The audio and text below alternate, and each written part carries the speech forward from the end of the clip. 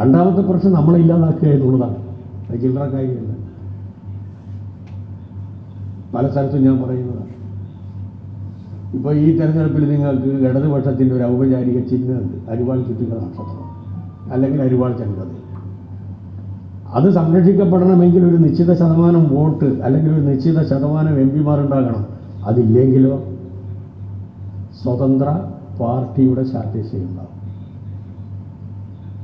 അടുത്ത തെരഞ്ഞെടുപ്പിൽ ഞാൻ പല സ്ഥലത്തും പറയാറുള്ളതാണ്, അരിവാൾ ചുറ്റിക നക്ഷത്രത്തിന് പകരം നമ്മുടെ അംഗീകാരം ഇല്ലാതാക്കിയാൽ ഇലക്ഷൻ കമ്മീഷൻ തരാൻ പോകുന്നത് അവർക്ക് ഇഷ്ടപ്പെട്ട ചിഹ്നമായിരിക്കും. ഏതാണ്ട് മര്യാദക്കുള്ള ചിഹ്നമൊക്കെ അവർ വീതിച്ചെടുത്തല്ലോ, ഇല മുതൽ സൈക്കിൾ വരെയുള്ളത്. നമുക്ക് തരിക ഈനാം പേച്ച്, അല്ലെങ്കിൽ എലിപ്പെട്ടി, അല്ലെങ്കിൽ തേള്, അല്ലെങ്കിൽ ഒക്ടോപ്പസ്. ഞാനിപ്പോൾ പറയുമ്പോൾ ഇങ്ങനൊരു പരിഹാസം തോന്നില്ല. അംഗീകാരം നഷ്ടപ്പെട്ട ഈ ചിഹ്നം ഉണ്ടാവുക. അപ്പോൾ ഞാനും പറയേണ്ടി വരും, ഇടതുപക്ഷ ജനാധിപത്യ മുന്നണിയുടെ പ്രഗത്ഭനായ സ്ഥാനാർത്ഥിക്ക് ഒക്ടോപ്പസിൻ്റെ ചിഹ്നത്തിൽ, അല്ലെങ്കിൽ എലിപ്പെട്ടിയുടെ ചിഹ്നത്തിൽ, അല്ലെങ്കിൽ ഈനാമ്പേച്ചിയുടെ ചിഹ്നത്തിൽ വോട്ട് രേഖപ്പെടുത്തും. ഈ പതനത്തിലേക്ക് നമ്മൾ എത്തിയാൽ എന്തായിരിക്കും സ്ഥിതി? അതെത്താൻ പാടില്ല എങ്കിൽ ഒരു സംശയവും വേണ്ട, ഇടതുപക്ഷ ജനാധിപത്യ മുന്നണിയുടെ സ്ഥാനാർത്ഥികളെ വിജയിപ്പിച്ചേ പറ്റൂ. ആ പ്രസ്ഥാനത്തിൻ്റെ ഐഡൻറ്റിറ്റി റെക്കഗ്നീഷൻ സംരക്ഷിച്ചേ പറ്റൂ. അവരുടെ ചിഹ്നം സംരക്ഷിച്ചേ പറ്റൂ. ഇതാണ് ഈ തെരഞ്ഞെടുപ്പിൻ്റെ മറ്റൊരു പ്രത്യേകത. വിശദീകരിക്കുമ്പോൾ കുറേ കഥകൾ പറയാറുണ്ട്, ഞാൻ അതിലേക്കൊന്നും കിടക്കാൻ ആഗ്രഹിക്കുന്നില്ല. മൂന്നാമത്തെ കാര്യം, അവസാനത്തെ കാര്യം, രണ്ടാം പിണറായി ഗവൺമെൻറ്റിൻ്റെ നിലനിൽപ്പിൻ്റെ പ്രശ്നമാണ്. ഈ ഗവൺമെൻറ്റിൻ്റെ തുടർച്ചയായി മറ്റൊരു ഗവൺമെൻറ് വീണ്ടും ഇടതുപക്ഷത്തിൻ്റെ നേതൃത്വത്തിൽ വേണമെങ്കിൽ ഈ തെരഞ്ഞെടുപ്പിൽ LDFന് നല്ല മുൻതൂക്കം ഉണ്ടാകും.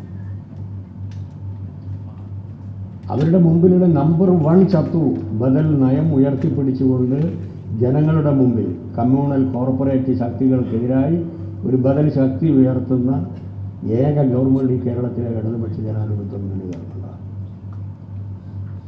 ആ ഗവൺമെൻറ്റിൻ്റെ പ്രവർത്തനത്തെ ഇല്ലാതാക്കാൻ ഒറ്റ വഴി ഉപയോഗിച്ചാലാണ് അവർക്ക് സാധിക്കുക, സാമ്പത്തികമായി ശ്വാസം മുട്ടിക്കുക.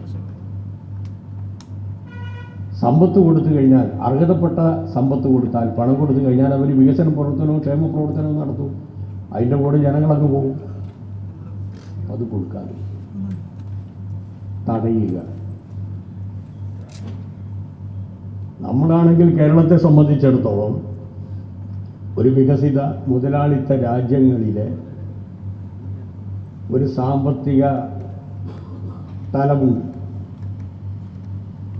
പ്രത്യേകിച്ച് വികസിത രാജ്യങ്ങളിലെ ജീവിത അവസ്ഥയുണ്ട്.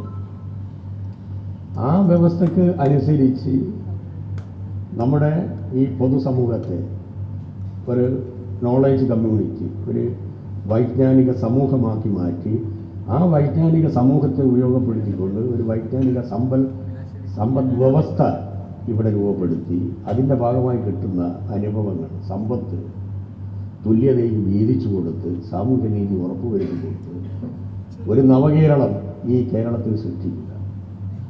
അടുത്ത 25 വർഷത്തെ മുന്നിൽ കണ്ടുകൊണ്ടാണ് അത്ഭുതം സൃഷ്ടിക്കുന്ന രൂപത്തിലുള്ള പ്രവൃത്തികൾ വിവിധ മേഖലകളിൽ നമ്മൾ നടത്തുന്നത്.